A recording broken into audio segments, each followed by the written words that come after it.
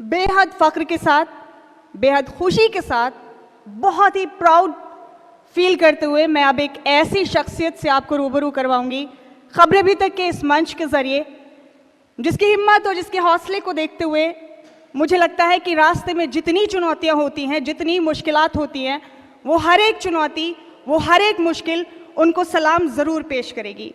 ज़ोरदार तालियों से स्वागत कीजिए माधविका हंस साहिबा की। आज व्हील चेयर पर जिस अजीम शख्सियत को, जिस शानदार पर्सनालिटी को आप यहाँ देख रहे हैं, वो हमेशा से ऐसी नहीं थी। 2002 में प्रोबेबली एक हादसे में उन्होंने अपने जिस्म का एक बहुत अहम अंग खो दिया। उसके बाद वो व्हील चेयर पर आई, लेकिन उनके हौसले, उनकी हिम्मत, बजाय व्हील चेयर पर आने के वो आसमानों में परवाज करने लगे। वो अभी उनसे बातचीत की जाएगी, उनसे तफसील से समझा जाएगा, तब आपको समझ में आएगा कि ये जो अल्फाज, ये जो शब्द अभी मैंने कहे, वो मैंने क्यों कहे। मैं इनवाइट करना चाहूँगी अपनी साथी दीपशिका भारद्वाज को कि वो आएँ और माधविका हंस साहिबा से लोगों को रूबरू कराएं। और ज़ोरदार तालियां एक बार फिर से आप सबकी। माधविका जी, मैं आपका बहुत स्वागत करती हूँ खबरें अभी तक के इस मंच पर, इन अल्फाज के साथ कि तकदीर के खेल से निराश नहीं होते, जिंदगी में कभी मायूस नहीं होते, हाथों की लकीरों पर कभी यकीन मत करना, क्योंकि तकदीर तो उनकी भी होती है जिनके हाथ नहीं होते। Deepshikha, over to you. Madhavi Hans ji, सबसे पहले तो मैं आपका खबरें अभी तक के इस मंच पर जोरदार तालियों के साथ स्वागत करती हूँ। और थैंक यू सो मच। आज आप हमारे बीच हैं और समाज को एक बड़ा संदेश यहाँ पर देने के लिए आपको इस मंच पर इनवाइट किया गया है, क्योंकि एक आंकड़ा बताता है कि हमारे देश की 60% आबादी ऐसी है जो इस समय डिप्रेशन से जूझ रही है। अपनी छोटी छोटी बातों को लेकर काफ़ी ज़्यादा चिंता में वो रहती है, लेकिन आप उनके लिए एक बड़े रोल मॉडल की तरह हैं। आपकी वो तमाम चुनौतियाँ, आपकी तमाम वो मुश्किलें, इनसे कैसे आपने पार पाया और कैसे आप एक सोशल रिफॉर्मर बनी? 2002 में जब मैं एक नॉर्मल लाइफ के चलते मेरा एक रोड एक्सीडेंट हुआ, जिसमें मेरे को स्फीयर इंजरी हुई और स्पाइनल कॉर्ड इंजरी की वजह से मैं टोटली व्हीलचेयर बाउंड हो गई। तो जब मुझे हॉस्पिटल ले जाया गया, कुछ टाइम तो मुझे विश्वास नहीं हुआ कि मैं, डॉक्टर्स का कहना था कि मेरी इस प्रॉब्लम का कोई अब ट्रीटमेंट नहीं है, मैं दोबारा से चल नहीं पाऊंगी। तो उस टाइम उस चीज़ को एक्सेप्ट करना मेरे लिए बहुत डिफ़िकल्ट था, क्योंकि मैं बिल्कुल इंडिपेंडेंट थी और मैं जो अपना लाइफ के लिए प्लान कर रही थी अपने करियर को लेकर, मैंने इंग्लिश में एमए किया था और मैं लेक्चरर बनना चाहती थी। यूजीसी की तैयारी करते करते मेरा जैसे ही रोड एक्सीडेंट हुआ, डेस्टिनी में जो चीज़ें थी वो बिल्कुल चेंज हो गई और मेरी लाइफ बहुत चैलेंजिंग हो गई। आपकी लाइफ चैलेंजिंग हुई, लेकिन उससे भी बड़ी एक चैलेंजिंग चीज़ अक्सर हमने समाज में देखी है कि लोगों की जो मानसिकता है उसे बदलना, क्योंकि लोग नहीं समझ पाते हैं कि आप किन चैलेंज से गुजर रहे हैं, और ये सबसे बड़ी एक मेंटली चुनौती अक्सर हर इंसान के सामने आती है। उससे आपने कैसे पार पाया? मेरे लिए भी काफ़ी डिफ़िकल्ट था, क्योंकि मुझे भी उस टाइम समझ नहीं आ रहा था कि मैं अपनी लाइफ को दोबारा से कैसे स्टार्ट करूं। उस टाइम ये फीलिंग थी कि शायद मैं बिल्कुल ज़ीरो पे आकर खड़ी हो गई हूं और मैं इसमें अब आगे क्या कर पाऊंगी। तो 2 साल 3 साल शुरू में मुझे भी काफ़ी ज़्यादा उदास रहना और बहुत चैलेंजिंग रहा मेरे लिए, पर मेरी फैमिली ने मुझे काफ़ी सपोर्ट किया, मेरे ब्रदर ने मुझे काफ़ी सपोर्ट किया और मैंने उनके साथ ऑफिस ज्वाइन किया, उनके साथ बिजनेस में, फाइनेंस और एक्टिविटीज़ में मैं उनको सपोर्ट करती हूँ। और फिर 2009 में मैंने स्पोर्ट्स ज्वाइन किया, जिसमें मैं एथलेटिक्स में डिस्कस थ्रो, शॉट पुट और जेवलिन में मैंने इंडिया टीम की तरफ से दुबई खेलने के लिए मैं गई। पर कुछ रफ एंड टफ ट्रेनिंग होने की वजह से मुझे वो गेम ज़्यादा लंबा टाइम सूट नहीं किया, तो मुझे 2017 में गेम चेंज करना पड़ा और मैं इस टाइम पिस्टल शूटर हूँ और मेरे गोल्ड मेडल भी रहे और मेरी लाइफ धीरे धीरे चेंज होती चली गई। माधवी जी, एक और सवाल मैं आपसे यहाँ पर ये जानना चाहूँगी कि समाज में बहुत सारे दिव्यांगजन हैं जो अपना हौसला खो देते हैं, उन्हें आप क्या संदेश देना चाहेंगी? मैं यही कहना चाहूँगी कि मुश्किल इस दुनिया में कुछ भी नहीं, मुश्किल इस दुनिया में कुछ भी नहीं, फिर भी लोग अपने इरादे तोड़ देते हैं। अगर सच्चे दिल से हो चाहत कुछ पाने की, तो रास्ते के पत्थर भी जगह छोड़ देते हैं। क्या अब आपको अपनी जिंदगी आसान लगती है? आपने एक मुकाम पा लिया है और उसी के साथ एक लोगों को संदेश भी दिया है। बिल्कुल आसान लगती है, क्योंकि जब आप इस कंडीशन में आ जाते हैं, एक व्हीलचेयर यूज़र के उसमें, सोसाइटी आपको बहुत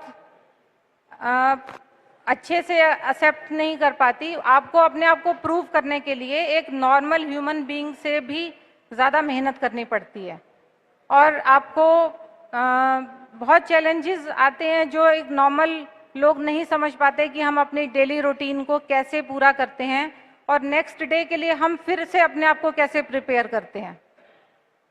स्पाइनल कॉर्ड इंजरी मुझे 21 साल से है, पर मैं पूरी तरह से इंडिपेंडेंट हूँ, और हैंड कंट्रोल, अपनी गाड़ी ड्राइव करना, अपनी सारी एक्टिविटीज़ को खुद करना। तो आज मुझे लगता है कि इसके लिए दो चीज़ें बहुत इम्पॉर्टेंट हैं। एक तो आपकी फैमिली आपको सपोर्ट करे, दूसरा आप में एक स्ट्रॉन्ग विल पावर होना बहुत इम्पॉर्टेंट है। अगर आप अपना विल पावर छोड़ देते हैं या आपकी फैमिली आपको सपोर्ट नहीं करती, तो दोनों चीज़ों में से अगर एक चीज़ आपके पास नहीं है तो आप लाइफ में सक्सेसफुल नहीं हो सकते। शारीरिक दुर्बलता अक्सर लोगों के दिल में जो हौसला होता है उसे तोड़ देती है। हमें हमारी जिंदगी में आगे बढ़ने के लिए शारीरिक दुर्बलता कैसे वाकई एक उस तरीके की चीज मानना चाहिए जो हमारे रास्ते में रोड़ा बनती रहे? मैं ये कहना चाहूँगी कि जो लोग अपने आप को बोलते हैं कि हम हैंडीकैप हैं, जो मुझे बहुत से लोग बोलते हैं, मैंने जब ये सोशल एक्टिविटी स्टार्ट करी आज से 3-4 साल पहले, मैंने एक एक व्हीलचेयर यूज़र को अपने साथ जोड़ना शुरू किया, और आज मैं 9 स्टेट में 2000 व्हीलचेयर यूज़र्स के लिए काम कर रही हूँ। तो उस टाइम ये चीज़ें मेरे लिए भी बहुत डिफ़िकल्ट थी, मैं भी उसी फेज़ से निकली हूँ, पर तब हमारे उस टाइम में उतना ट्रीटमेंट नहीं होता था। आज यूट्यूब है, आज इंस्टाग्राम है, फेसबुक है, आपको बहुत सारी चीज़ें मिल जाएंगी जो आपको बहुत प्रॉपरली गाइड कर सकती हैं। तो अगर आप एक पॉजिटिव सोच रखते हैं तो आप बड़ी से बड़ी प्रॉब्लम में से आसानी से निकल जाते हैं, और अगर आप पॉजिटिव नहीं हैं तो बहुत छोटी सी प्रॉब्लम भी आपके लिए बहुत बड़ी बन जाती है, बहुत ही बड़ी बन जाती है। तो मैं ये कहना चाहूँगी कि समाज में जो भी पहले तो फैमिली वालों को समझना चाहिए कि जिनके घर में जो कोई फिजिकल चैलेंज है, जिनके साथ ऐसा कोई हादसा हो गया है, तो उसको एक्सेप्ट करें, उसको प्यार दें, मोटिवेट करें, उस पर दया नहीं दिखाएं, और उसको इतनी हिम्मत दें कि उसमें बहुत कुछ ऐसी कोई ना कोई स्पेशलिटी ज़रूर होती है कि जो वो लाइफ में बहुत अच्छे से कुछ ना कुछ कर सकते हैं। तो मेरी फैमिली ने भी मुझे काफ़ी सपोर्ट किया, उसकी वजह से शायद मैं आज यहाँ पर हूँ। और अगर आप पॉजिटिव सोच रखते हैं तो कोई भी चीज़ आप बहुत इजीली कर सकते हैं। अक्सर ऐसे पड़ाव में हमारे पास नकारात्मकता आसपास हमें घेरे रहती है, ऐसे में पॉजिटिव सोच का आना ये किसी चमत्कार से कम नहीं होता। तो उस पॉजिटिव सोच की ओर बढ़ने के लिए क्या कुछ वो चीज़ें हैं जो इंस्पायर करती हैं? वैसे तो हमारे इंडिया में बहुत सारे ऐसे एग्जाम्पल हैं जो हमें इंस्पायर करते हैं कि जब वो ये सब कुछ कर सकते हैं तो हम क्यों नहीं। एक वॉलीबॉल प्लेयर अरुणिमा सिन्हा को आप सभी बहुत अच्छे से जानते होंगे, जिन्होंने एक ट्रेन हादसे में अपने दोनों पैर खो दिए, उसके बावजूद भी माउंट एवरेस्ट पे जाकर उन्होंने वर्ल्ड रिकॉर्ड बनाया। जब ऐसे लोग इतना सब कुछ कर सकते हैं तो हम क्यों नहीं। एक व्हीलचेयर यूज़र का मतलब ये नहीं है कि वो लाइफ में कुछ नहीं कर सकता। मेरा मानना ये है कि अगर हमारी लेग्स वीक हो गई हैं, अगर कोई स्पेक्स पहनता है तो क्या उसको आप क्या कहेंगे, उसको आप दिव्यांग तो नहीं कहेंगे। अगर एक अंग हमारा कमज़ोर हो गया तो इसका मतलब ये नहीं है कि लाइफ यहीं ख़त्म हो गई है। अभी भी ज़िंदगी में करने के लिए बहुत कुछ है। जी बिल्कुल। पॉजिटिव होना बहुत बहुत इम्पॉर्टेंट है। यही हमारे यानी कि अपने जीवन के लक्ष्य को हम सकारात्मकता के जरिए पा सकते हैं। तो एक बार जोरदार तालियां हो जाए यहाँ पर माधवी हंस जी के लिए, जिन्होंने भुक्त भोगी बनकर नहीं बल्कि कर्म योगी बनकर अपने लक्ष्य को प्राप्त किया। बहुत बहुत शुक्रिया हमारे साथ इस चर्चा में हिस्सा लेने के लिए। Thank you. मैं अभी तक की पूरी टीम को धन्यवाद करना चाहूंगी, जिन्होंने मुझे यहाँ तक आप सबसे मिलने के लिए और ये सम्मान का मौका दिया। जी शुक्रिया। Thank you. बहुत बहुत शुक्रिया माधविका हंस जी आपका। और हमारे पास इससे बेहतरीन आपको कहने के लिए इस वक्त कुछ भी नहीं है माधविका जी, कि हमने हर गम को खुशी में ढाला है। हमने तो हर गम को खुशी में ढाला है। हमारा तो हर एक चलन ही निराला है। जिन हादसों से लोग मर जाया करते हैं, जिन हादसों से लोग मर जाया करते हैं, हमको तो उन्हीं हादसों ने पाला है। जोरदार तालियां एक बार फिर से माधविका जी के लिए।